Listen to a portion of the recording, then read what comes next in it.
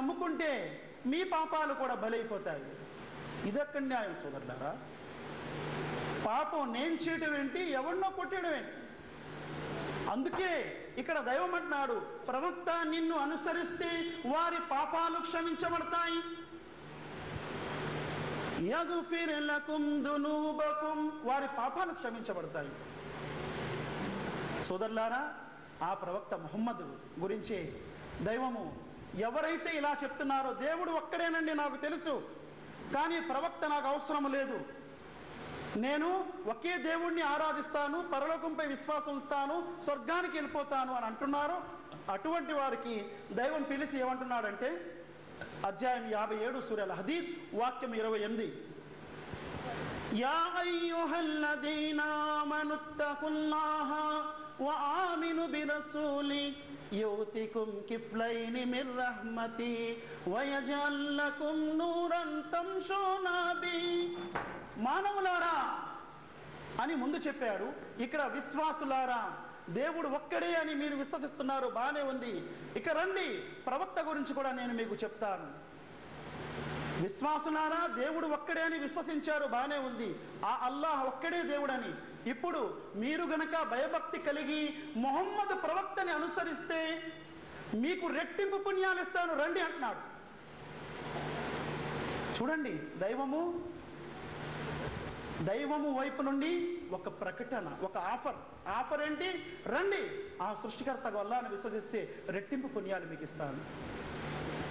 ఆ తర్వాత అంటున్నాడు, యూతికుం కిఫ్లైని మిర్ రహ్మతి వ యజఅల్ లకుం నూరన్ తమ్షూనా బిహి, మీకు జ్యోతి ప్రసాదిస్తాను. ఈ ప్రపంచంలో ఆ జ్యోతి ద్వారా మీరు ఆనందముతో, విశ్వాసముతో, ఉత్సాహముతో జీవితాన్ని గడపవచ్చు. వయగ్ఫిర్ లకుం, మీ పాపాలు కూడా క్షమిస్తాను. ఎన్ని ఆఫర్స్ ఇచ్చాడు! రెట్టింపు పుణ్యాలు ప్రవక్తని విశ్వసిస్తే. చివరి ప్రవక్త ముహమ్మద్ని. కొంతమంది అంటారు, మాకు యేసుక్రీస్తే చాలండి, అల్లా దేవుడు ఒక్కడే, ప్రవక్త యేసుక్రీస్తు, ఆయన్ని అనుసరిస్తాం.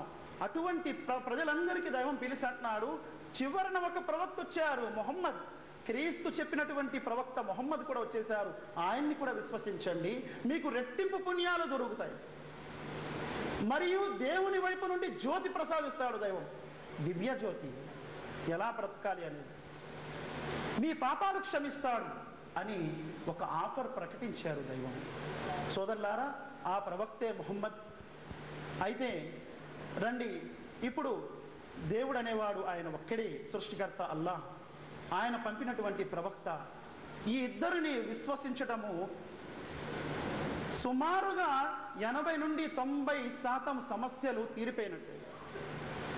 మిగతా సమస్యలు ఈ రెండింటిపై విశ్వాసం లేకపోవడం వల్లే మిగతా సమస్యలన్నీ కూడా చేరుతున్నాయి. అందులో ఒకటి వ్యభిచారం, ఎయిడ్స్. ప్రపంచం ఇప్పుడు గడగడలాడుతుంది, వణుకుతుంది. 5 మిలియన్లు సుమారుగా ఎయిడ్స్తో బాధపడుతున్నారు. కొన్ని మిలియన్ల మంది పోయారు. ముందు 1981లో లాస్ ఏంజల్స్లో, అమెరికాలో 5 స్వలింగ సంపర్కులు, అంటే మగవారు కలుసుకునే ఆ అతి హీనమైన నీచమైన కార్యము చేసుకునే వారిలో 5 ఎయిడ్స్తో దొరికారు. ముందు ఎక్కడ ప్రారంభమైంది? USA, America, Los Angeles. అక్కడి నుంచే ఈ భయంకరమైన వ్యాధి బయలుదేరి ప్రపంచంలో పాకింది. సోదరులారా, ఆ 5 కూడా స్వలింగ సంపర్కులు, పురుషులు రమించుకునేవారు. అందుకే ఖురాన్ గ్రంథంలో 7వ అధ్యాయం సూరలారా వాక్యం 80 నుండి 84 వరకు దైవం ఏమంటున్నాడు? వలూతన్ ఇద్ ఖాల లికౌమిహి అతఅతూనల్ ఫాయిషా మా సబకునా బిహా మిన్ అహదిన్ మినల్ ఆలమీన్. లూత్ అనే వంశస్థులు ఆ దుష్టకార్యము చేసేవారు అబ్రహం కాలంలో, ఇబ్రాహీం కాలంలో. లూత్ అనే వంశస్థులు మగవారు రమించుకునేవారు. అతఅతూనల్ ఫాయిషా మా సబకునా బిహా మిన్ అహది మినల్ ఆలమీన్. దానికి పూర్వము ఆ కార్యము ఎవ్వరు కూడా ప్రపంచంలో చేయలేదు. అటువంటి కార్యం వారు ప్రారంభించారు. అదే కార్యం వలన లాస్ ఏంజల్స్లో అమెరికాలో 5 ఎయిడ్స్ వ్యాధికి బయటపడ్డారు. సోదరులారా, ఈరోజు గ్లోబల్ మీడియా వయోలెన్స్ అనే ఒక సంస్థ 23 దేశాలలో వారు అన్వేషించారు, రీసెర్చ్ చేశారు. దేని మీద?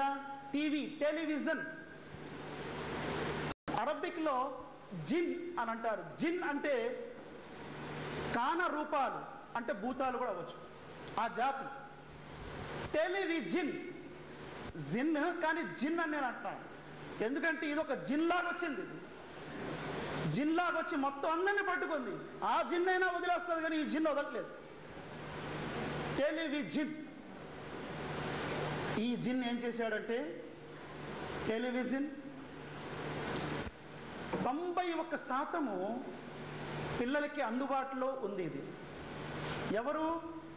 గ్లోబల్ మీడియా వయోలెన్స్ వాళ్ళు అన్వేషిస్తే 23 దేశాల్లో 91% పిల్లలకి అనుకూలంలో ఉంది. పిల్లల 50% సమయము టీవీలోనే ఖర్చు అవుతుందని వాళ్ళ రిపోర్ట్. అందుకే ఒకసారి వసుంధరాలో, అవన్నీ డేట్స్ నా దగ్గర ఉన్నాయి, వసుంధరాలో ఒక స్త్రీ, ఒక తల్లి అంటుంది, నా కుర్రవాడికి 7 సంవత్సరాలు, నా అమ్మాయికి 3 లేదా 4 సంవత్సరాలు. ఇద్దరు కూడా ఒకే గదిలో పడుకోబెడితే వీడు 7 సంవత్సరాల వాడు మొత్తం శరీరం అంతా కూడా పామి దుష్టకార్యం చేసినట్టు ప్రవర్తిస్తున్నాడు, నేను ఏం చెయ్యాలి బాబు అని వసుంధరాలో అడుగుతుంది. సమాధానం ఇచ్చారు, మీ ఇంట్లో టీవీ ఉన్నదా? టీవీ నుండి కొంచెం పిల్లల్ని దూరం పెట్టండి అన్నారు. కరెక్ట్ సమాధానం. అల్లాహ్ సుబ్హానహు వ తఆలా ఖురాన్ గ్రంథంలో 31వ అధ్యాయము సూర లుక్మాన్ వాక్యము 6లో అంటున్నాడు. ఏమంటున్నాడు? వమినన్ నాసి మన్ యష్తరీ లహువల్ హదీసి లియుదిల్లు అన్ సబీలిల్లాహి బిగైరి ఇల్మిన్ వయత్తఖిదుహా హుజువా ఉలైక లహుం అజాబుం ముహీన్. ఏమంటున్నాడు? ప్రజలలో కొంతమంది, వమినన్ నాసి మన్ యష్తరీ లహువల్ హదీస్. లహువల్ హదీస్ అంటే హీనాదీనమైన కార్యముతో కూడి ఉన్నటువంటి మాటలు కొనుక్కుంటున్నారు, అంటే నీచమైన మాటల్ని కొనుక్కుంటున్నారు. అదేంటి? టెలివిజన్లో వేసే బ్లూ ఫిలిమ్స్, పిక్చర్స్, ఇవి కొనుక్కుంటున్నారు డబ్బిచ్చి మరీను. అల్లాహ్ చెప్తున్నాడు ఖురాన్లో. ఇది ఎలాగండి మీరు టెలివిజన్ గురించి అని చెప్తారు అని అంటే, వ్యాఖ్యానంలో వెళ్తే ప్రవక్త ముహమ్మద్ సల్లల్లాహు అలైహి వసల్లం వారి కాలంలో దైవ ప్రవక్త ముహమ్మద్ ఆ సృష్టికర్త గురించి ప్రచారం చేసి బోధించేవాడు. ఆయన అక్కడి నుంచి వెళ్ళగానే ఒక నాట్యము చేసే ఒక స్త్రీని తీసుకొచ్చి అక్కడ నాట్యం పెట్టేవాడు. అందుకే ఆ వాక్యం అవతరింపజేశాడు.